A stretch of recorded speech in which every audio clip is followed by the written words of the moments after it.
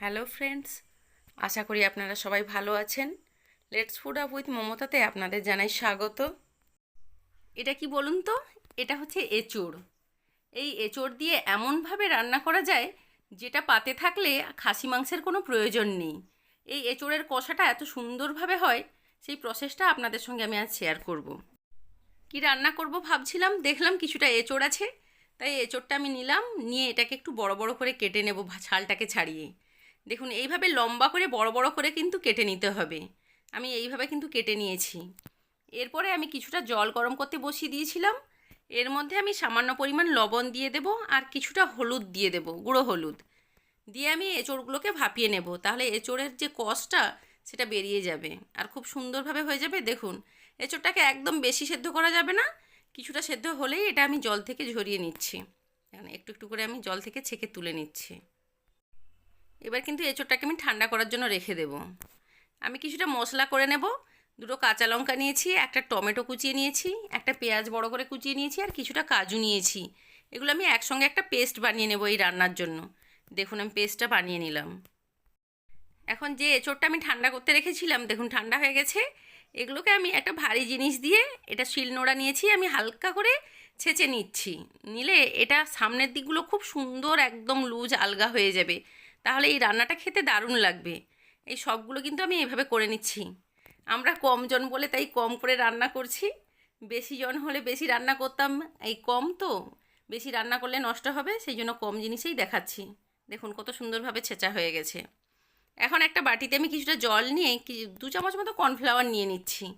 কর্নফ্লাওয়ারটা দিয়ে ভালো করে গুলিয়ে নিলাম।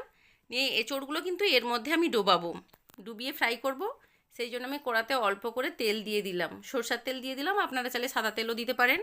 দেখুন এঁচোড়গুলোকে এইভাবে আমি ডুবিয়ে তেলের মধ্যে ছেড়ে দিচ্ছি।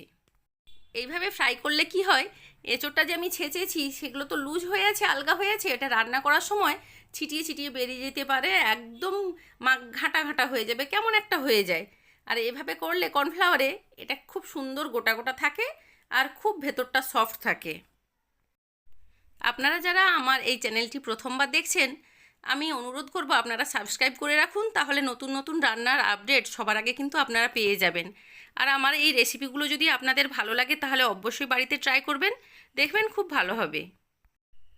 আমার এই রান্নাগুলো যদি ভালো লাগে তাহলে বন্ধুদের সঙ্গে শেয়ার করবেন আর কমেন্ট করে জানাবেন কেমন হলো। তাহলে আপনাদের কমেন্ট পেলে আমি আরও উৎসাহ পাবো রান্না করার জন্য, ভালো ভালো রান্না করে আপনাদের কাছে তুলে ধরার জন্য। এঁচোড়গুলো আমি হালকা ব্রাউন করে ফ্রাই করে নিয়েছি, এগুলো ডিপ ফ্রাই করা যাবে না, কারণ শক্ত হয়ে যাবে। এবার আমি রান্নার জন্য কিছুটা ফোড়ন নিয়ে নিয়েছি। দেখুন আমি এখানে তেজপাতা নিয়েছি দুটো, 3টে লবঙ্গ নিয়েছি, দুটো মুখ ফাটানো এলাচ, জয়িত্রী একটু, আর একটা দারচিনি, আর কিছুটা আমি সাজিরে নিয়েছি। এটা আমি ওই তেলেই ফোড়ন হিসেবে দিয়ে দিলাম। আর আমি একটা পেঁয়াজ কুচিয়ে রেখেছিলাম, গোটা পেঁয়াজ, সেই পেঁয়াজ কুচিটাও দিয়ে দিলাম। ফোড়নটা সবসময় ভালো দেওয়ার চেষ্টা করবেন, কারণ ফোড়নে আমরা যেটাই দিই সেইটা রান্নার মধ্যে ফ্লেভারটা পুরো রান্নায় ছড়িয়ে যায়, শেষ পর্যন্ত ওই ফ্লেভারটাই থাকে। আর আমি যে পেস্টটা করে রেখেছিলাম সে পেস্টটা এখন দিয়ে দিলাম, দিয়ে আমি ভালো করে এটাকে কষিয়ে নিচ্ছি। আমি আদা রসুনের পেস্ট 1 চামচ দিয়ে দিলাম, দিয়ে এটাকেও ভালো করে আমি কষিয়ে নেব যতক্ষণ না আদা রসুনের কাঁচা গন্ধটা চলে যাচ্ছে। স্বাদ মতো কিছুটা পরিমাণ আমি লবণ দিয়ে দিলাম, দিয়ে এর মধ্যে আমি কিছুটা কাশ্মীরি রেড চিলি পাউডার দিচ্ছি, কারণ কাঁচা লঙ্কা দিয়ে তো পেস্ট করা ছিল। সেই জন্য আপনারা যদি লঙ্কা বেশি খেতে চান তাহলে আরও লঙ্কা গুঁড়ো দিতে পারেন। আমি কিছুটা হলুদের গুঁড়ো দিয়ে দিচ্ছি, এগুলো অল্প পরিমাণ করে দিচ্ছি, বেশি পরিমাণ দিতে হবে না। এই কাঁচা জিরের গুঁড়ো দিচ্ছি, কাঁচা ধনের গুঁড়ো দিচ্ছি, এগুলো অপশনাল, আপনারা দিতে পারেন নাও দিতে পারেন। আর আমি এইটাই কিছুটা গরম জল উপর থেকে দিয়ে দেব, কারণ জল না দিলে মশলাটা পুড়ে যেতে পারে। কাশ্মীরি রেড চিলি পাউডারটা দিলে কালারটা খুব ভালো আসে আর ঝালও তেমন লাগে না।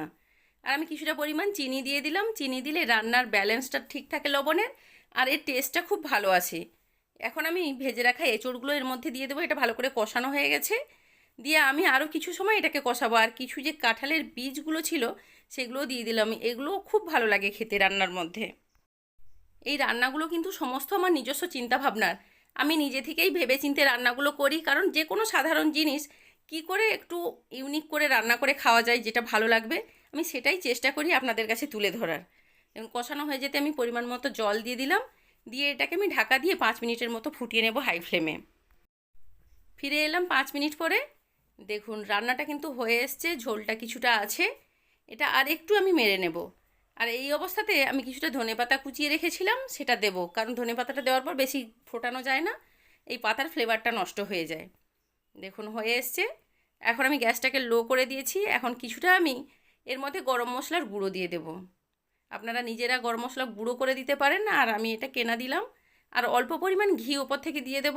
দিয়ে এটা গ্যাস অফ করে আমি ঢাকা দিয়ে রেখে দেবো, তাহলে ঘি আর মশলার যে ফ্লেভারটা রান্নার মধ্যে ছড়িয়ে যাবে। রান্নাটা কিছুটা সময় রেস্টে রেখেছিলাম। দেখুন এটাকে তুলে দেখাচ্ছি, একদম গামাখা হয়ে গেছে। এটা ভাত, রুটি, পরোটা সব কিছুর সঙ্গে কিন্তু আপনারা খেতে পারবেন, আর এটা দারুণ টেস্টি হয়।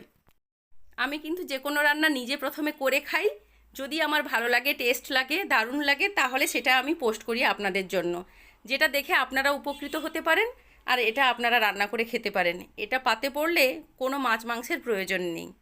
আপনাদের উৎসাহ ও ভালোবাসা পেলে আমি আরও নতুন নতুন রেসিপি আপনাদের সহজভাবে করে দেখাবো।